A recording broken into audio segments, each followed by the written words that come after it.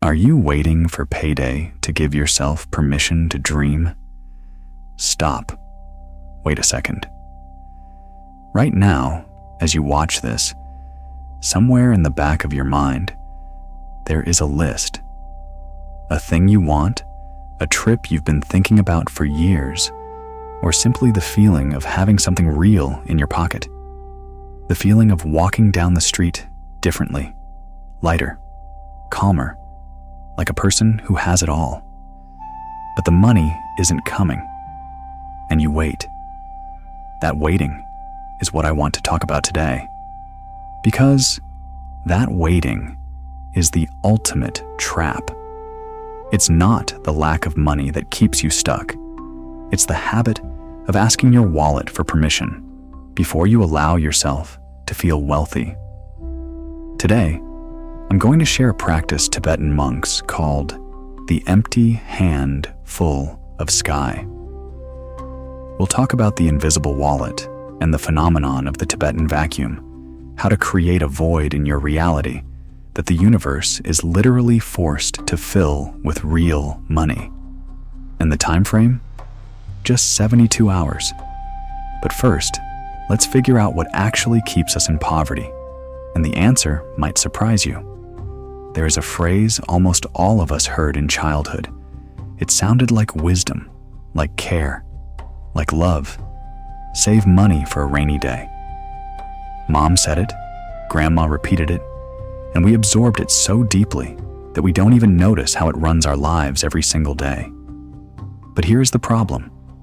When you save for a rainy day, you attract the rain. This isn't mysticism. It's psychology. The American researcher Eldar Shafir conducted massive studies on this and called it the scarcity mindset. When a person lives in a constant feeling of lack, their brain literally narrows their field of vision. You stop seeing opportunities. You only see threats. You only see what is missing. Imagine a flashlight. If you shine it straight down at your feet, you'll see a pothole and step around it. Good. But you will never see that 10 steps to the left, there is an open door with light pouring out. That is what scarcity thinking does to you. It turns your internal flashlight into a beam pointed at the dirt. You think you're saving, but actually, you are programming your reality to just a little bit. I get a little. I allow myself a little. I hope for a little. And your subconscious executes this order perfectly. You know how it feels? You walk past a beautiful store, look in the window, and your first thought isn't, I don't want it. It's not for me. You don't even go inside. You've already denied yourself, without a trial, without a verdict. Just not for me. And you walk away. That is the lock that keeps you closed. But here is what you need to understand right now. Wealth is not first money, and then the feeling. It works exactly the opposite. I remember the first time I felt this. I was walking through a market with very little money in my pocket, and I caught myself thinking that I was walking as if I was apologizing for my presence. Shoulders slumped, eyes looking past beautiful things, almost sneaking. So I stopped and asked myself, what if I just walk differently? Not richer in money, just different on the inside. You have no idea how that day changed. But to understand why, we need to talk about bankers. Tell me honestly, have you ever thought that rich people just work from morning to night? That's it? More work? More pay? It's a beautiful, fair idea, and it is completely wrong. Look at any successful banker, investor, or entrepreneur. They work less than a construction worker, less than a miner, less than a night shift nurse, yet they earn hundreds of times more. Why? Because they don't manage labor. They manage attention. Picture 2 gardens. Same soil, same sun. One person waters the whole garden evenly, just a little bit everywhere.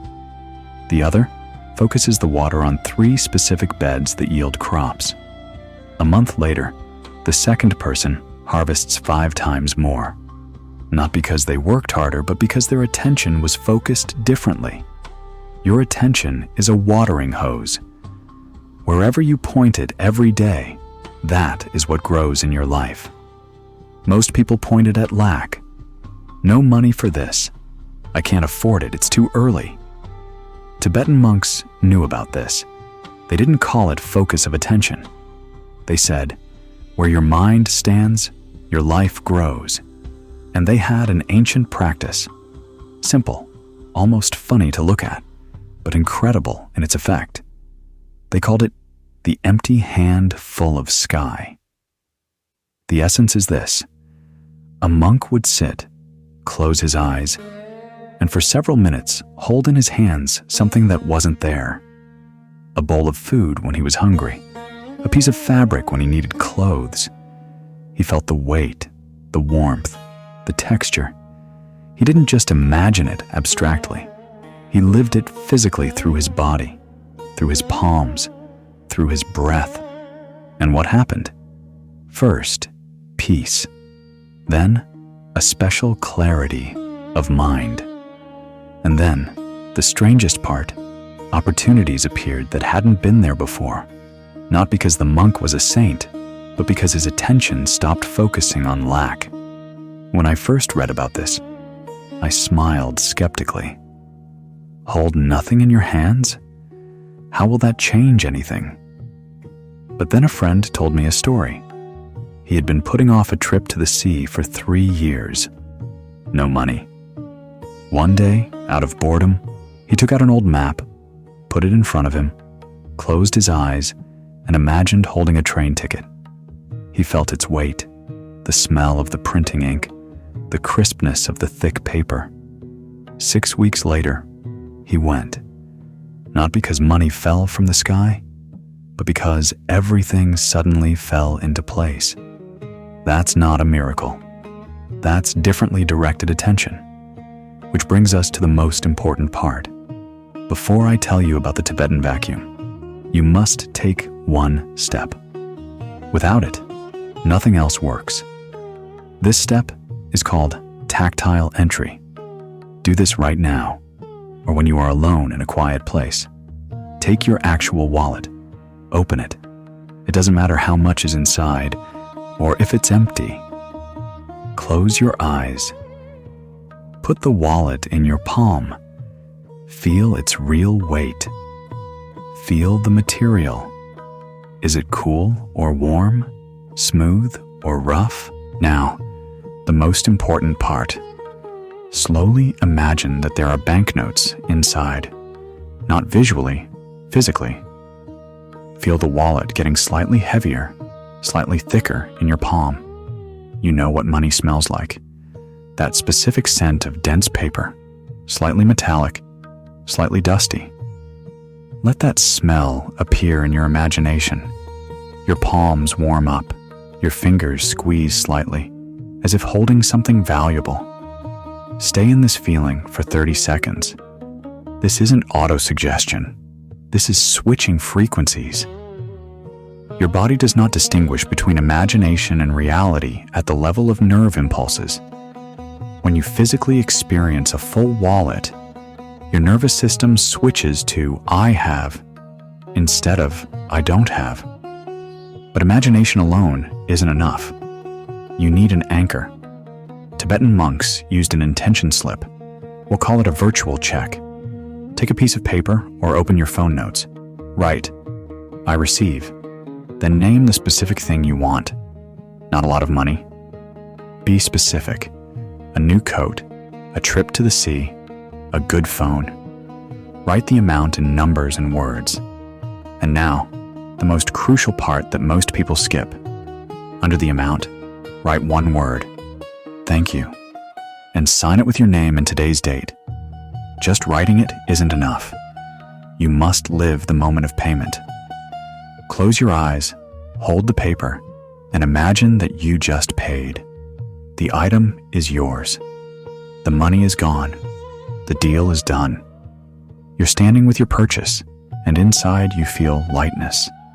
That specific relief after a great purchase, when you are satisfied and calm.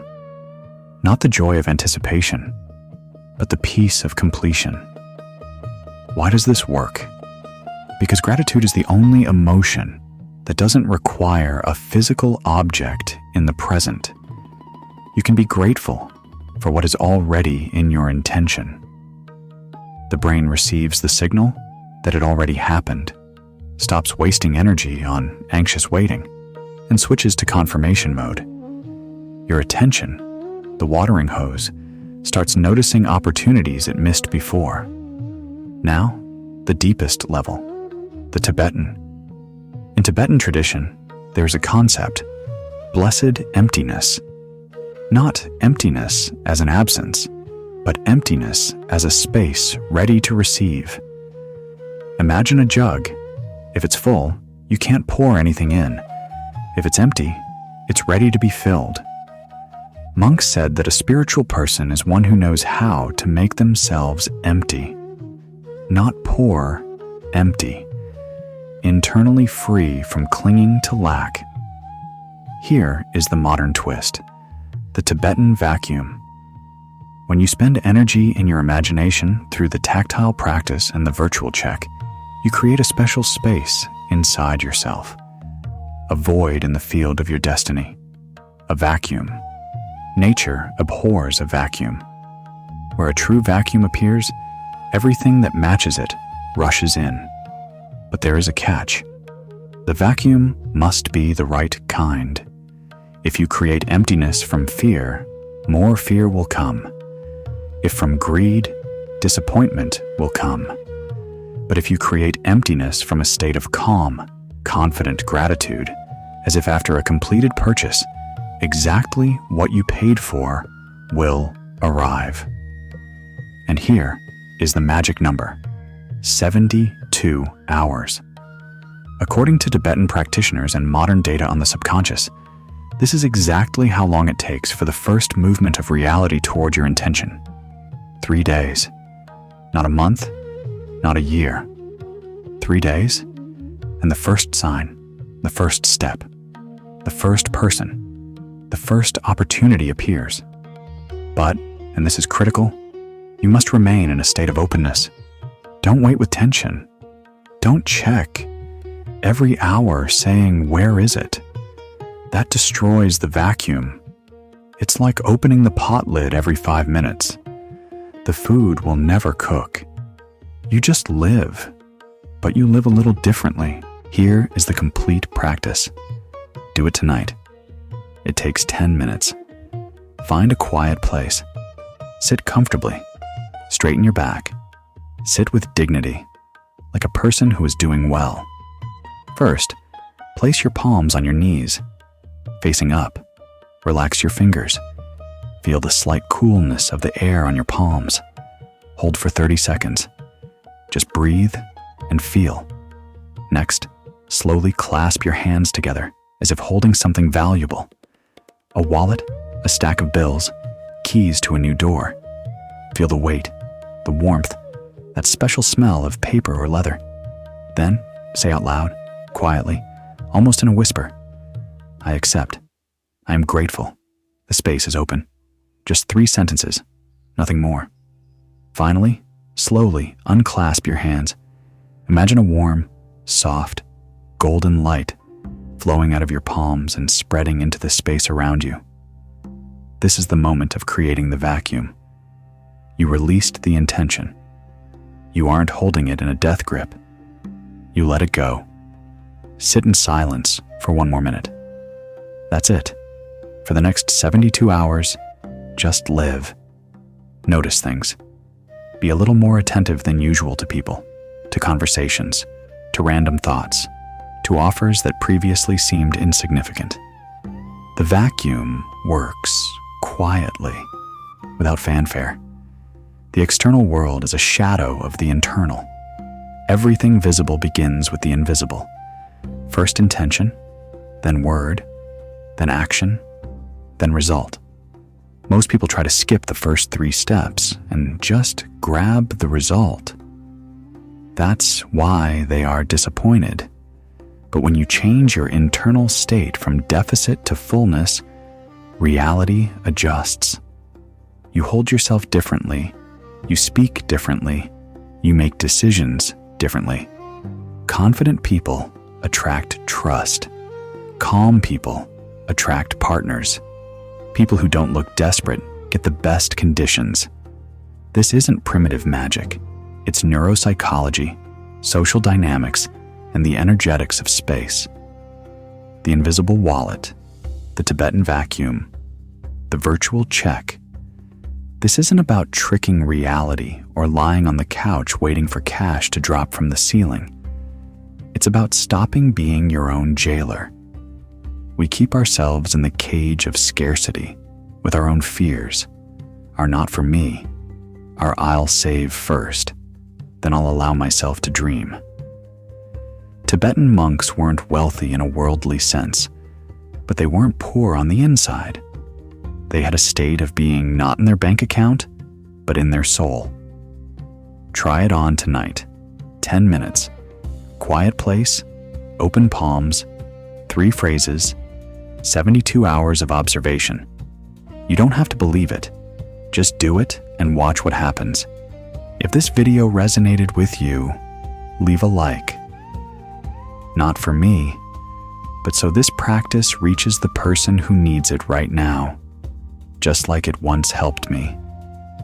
Until next time, the wisdom of Tibet is with you.